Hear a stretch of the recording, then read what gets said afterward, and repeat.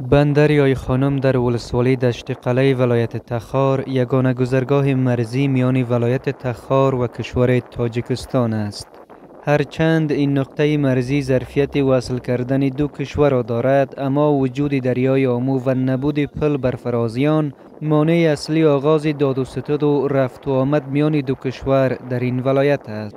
باشندگان تخار از امارت اسلامی می‌خواهند که برای ساخت پل بر فراز این دریا اقدام کند و بندریای خانم را به گونه رسمی فعال بسازند تا زمینه داد و ستد و همکاری‌های بیشتر میان افغانستان و تاجیکستان فراهم شود.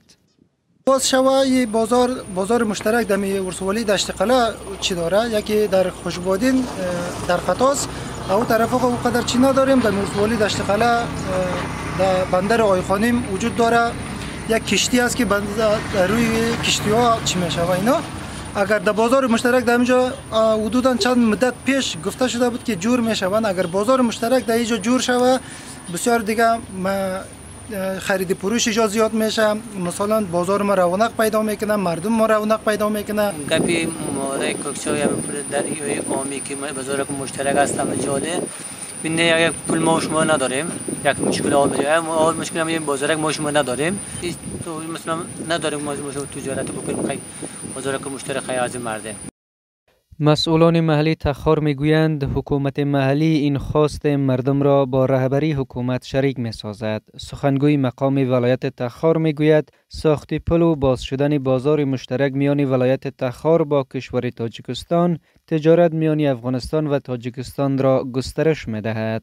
این پیشنهاد مردم پیشنهاد بجا، منطقی و معقول است. ان شاء الله العزیز حکومت محلی تخاری وعده را میده که این موضوع را عملا با بزرگا در مرکز شریک بسازند و روی از این کار صورت بگیره و این میتونه زمینه تجارت بهتر میان این دو کشور ایجاد بکنه و همچنان حکومت هم نیز دستاوردهای از این قسمت داشته باشه. بندریای خانم در شمال شرق کشور در ولایت تخار در کنار دریای آمو و مقابل خاک تاجیکستان موقعیت دارد. این نقطه از گذرگاه‌های مهم احتمالی میان دو کشور شمرده می شود.